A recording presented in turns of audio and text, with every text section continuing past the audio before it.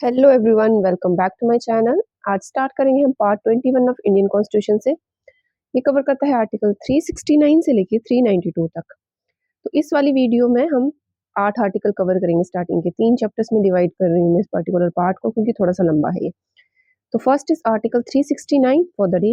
ये बताता है पार्लियामेंट टेम्परेरी अथॉरिटी या फिर पार्लियामेंट की टेम्परेरी पावर कब तक के लिए? After 5 years of commencement of constitution.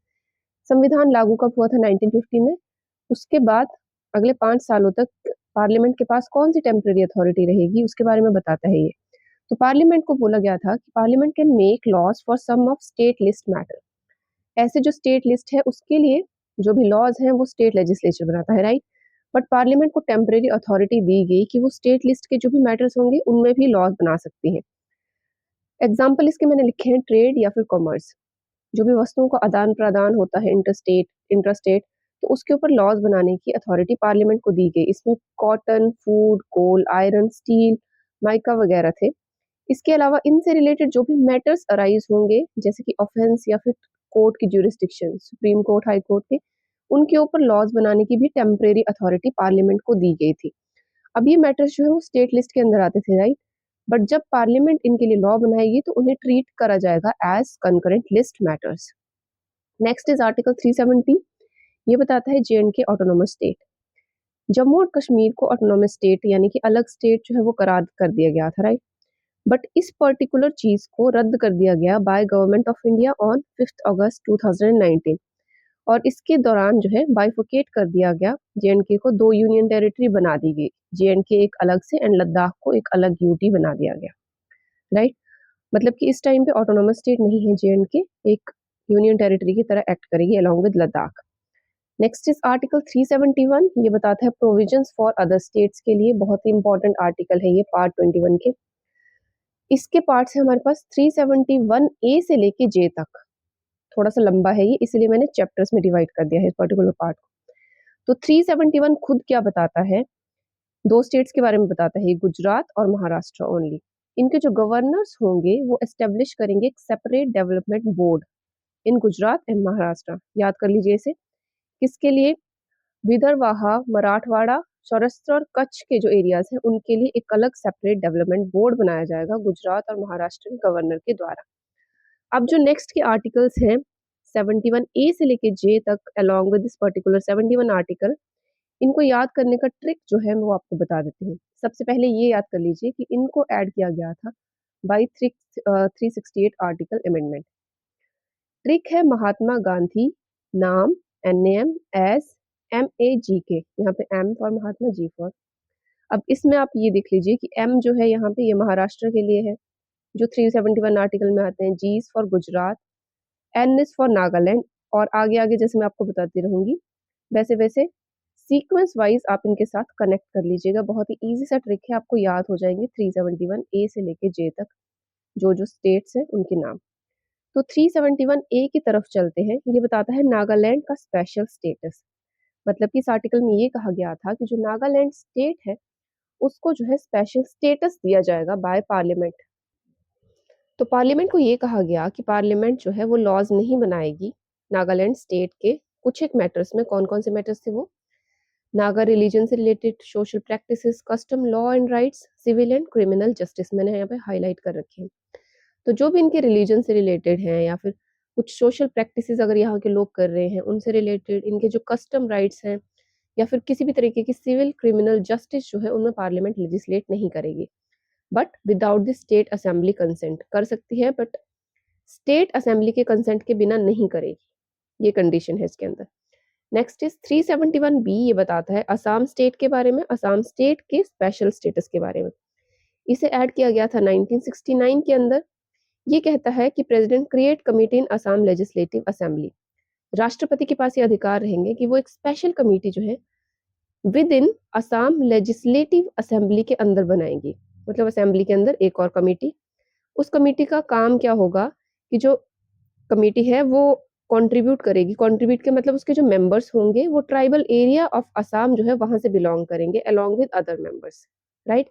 Others तो होंगे नॉर्मली, बट जो कमेटी बनाई जाएगी उसमें जो मेंबर्स रहेंगे वो ट्राइबल एरिया ऑफ असम से ही रहेंगे। ये कंपल्शन है।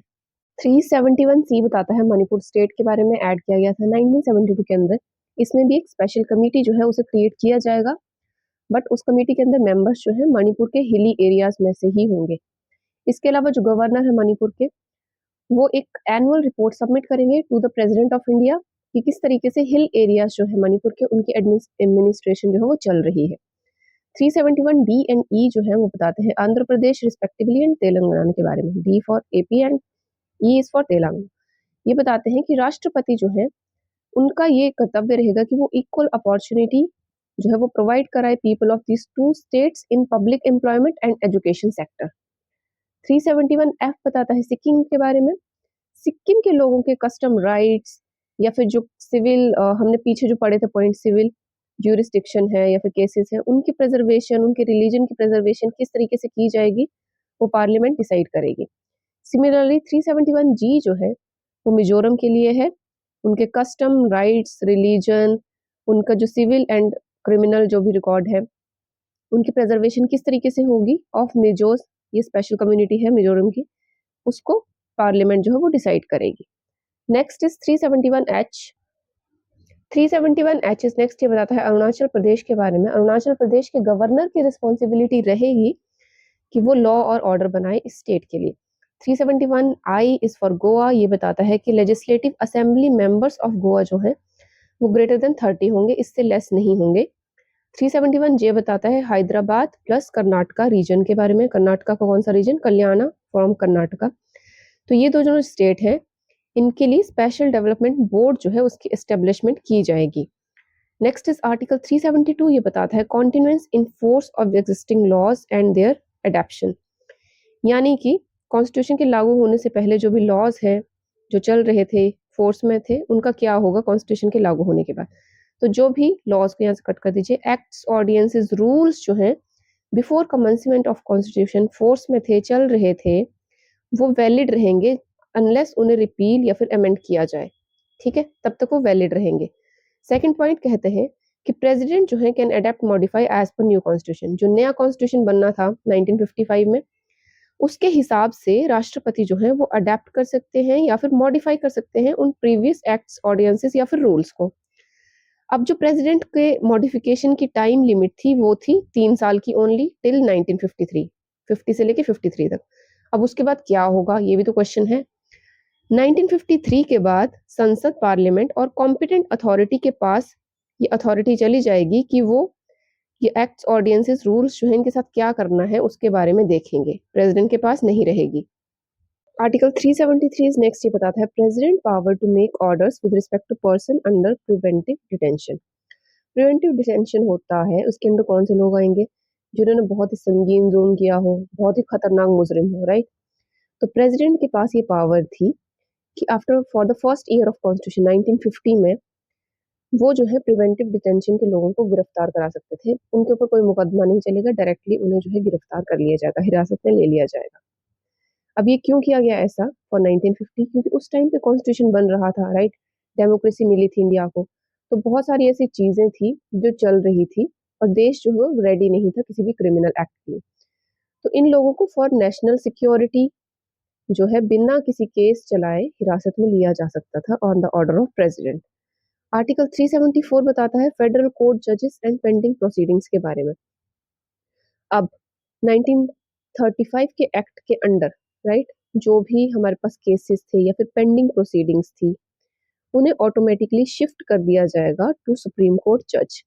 पहले फेडरल कोर्ट्स होते थे, राइट, अब फेडरल कोर्ट्स को जो है वो चेंज करके सुप्रीम कोर्ट बना दिया गया। सिमिलरली फेडरल कोर्ट जजेस को नया नाम दे दिया गया सुप्रीम कोर्ट जजेस। तो उनके पास जो भी केसेस होंगे, सिविल, क्रिमिनल केसेस, वो सब जो है शिफ्ट हो जाएंगे supreme court, respectively supreme court जजेस।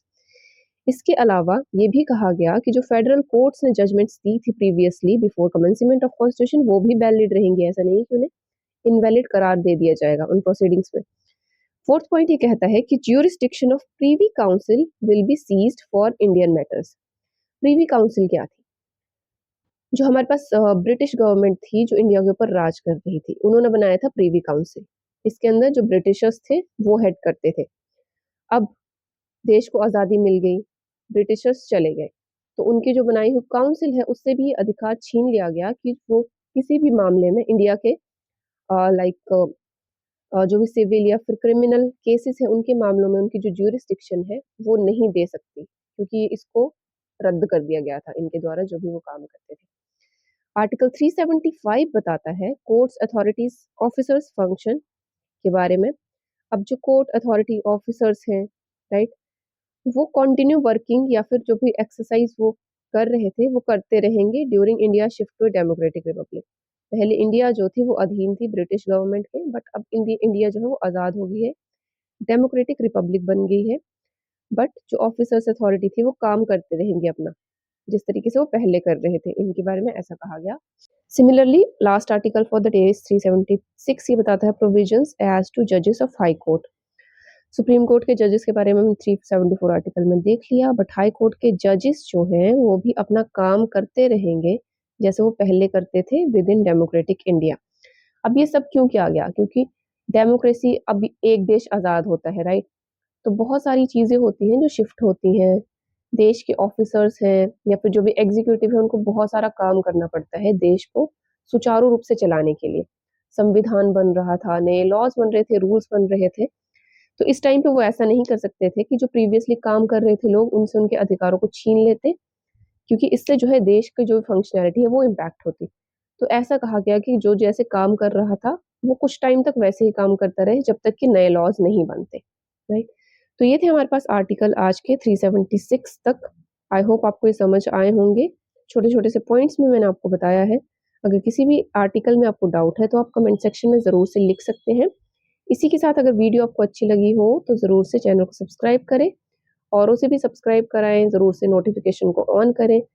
सेकंड चैप्टर को लेके मैं आऊँगी जिसमें 8 नेक्स्ट आर्टिकल हम कवर करेंगे। तब तक के लिए इनको स्टडी कीजिए। Thank you for watching. जय हिंद, बाय बाय।